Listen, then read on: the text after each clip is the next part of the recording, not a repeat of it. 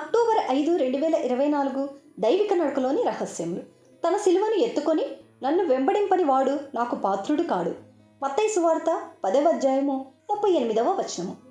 ప్రభువైన యేసుక్రీస్తు తండ్రి యొద్ద నుండి తాను పొందిన సమస్తమును మనకియ్యగోరు చూడుటను బట్టియే యోహాను సువార్త 15వ అధ్యాయములో తన యందు విశ్వసించు వారిని గుర్తించి ఇట్లు పలికెను, మిమ్ములను దాసులని పిలువక స్నేహితులని పిలుచుచున్నాను. మనము ఆత్మీయముగా ఎదుగుకొలది ప్రభువైన యేసుక్రీస్తు యొక్క స్నేహమునందు ఆనందించుదుము.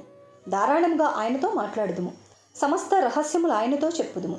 ఆయన కూడా ప్రేమగా మాట్లాడుచు అనుదినము క్రొత్త క్రొత్త సంగతులెన్నో మనకు చూపించును. జ్ఞానులకును వివేకులకును మరుగుపరచబడిన సంగతులు పసిబాలులకు బయలుపరచబడినట్లు మత్తయి సువార్త 11వ అధ్యాయము 25వ వచనంలో మనకు జ్ఞాపకము చేయబడుచున్నది. 40 సంవత్సరముల కాలములో దేవుడు అబ్రహామునకు 10 సార్లు ప్రత్యక్షమయ్యను. ప్రతి ప్రత్యక్షతలోనూ దైవ స్నేహములోని ఒక నూతన రహస్యమును బయలుపరచెను. వాస్తవముగా ఈ ప్రత్యక్షతలను దైవ స్నేహము యొక్క 10 మెట్లుగా పరిగణించవచ్చును. ఆదికాండము 12వ అధ్యాయములో దేవుడు అబ్రహామునకు 2 సార్లు ప్రత్యక్షమైనట్లు ఇంతకు మునిపే చూచితిమి.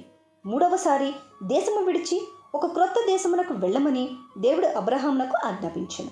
కానీ లోతు అబ్రహాముతో వెళ్ళవలెనని చెప్పలేదు. మానవ జాతిని బట్టి లోతును తనతో తీసుకొని వెళ్ళుటకు అబ్రహాము సమ్మతించెను. కొంతకాలమునకు అబ్రహాము సేవకులకు లోతు సేవకులకు మధ్య కలహము వచ్చెను.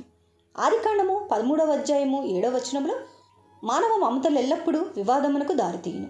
భర్త, భార్య, పిల్లలు, తల్లిదండ్రులు, అన్నదమ్ములు, అక్కచెల్లెండ్రు, బంధువులు మొదలగు వారి ఎడలనున్న ప్రతి మమత కూడా యేసుక్రీస్తు ప్రభు ద్వారా పరిశుద్ధపరచబడవలెనని మనము జ్ఞాపకముంచుకొనవలెను.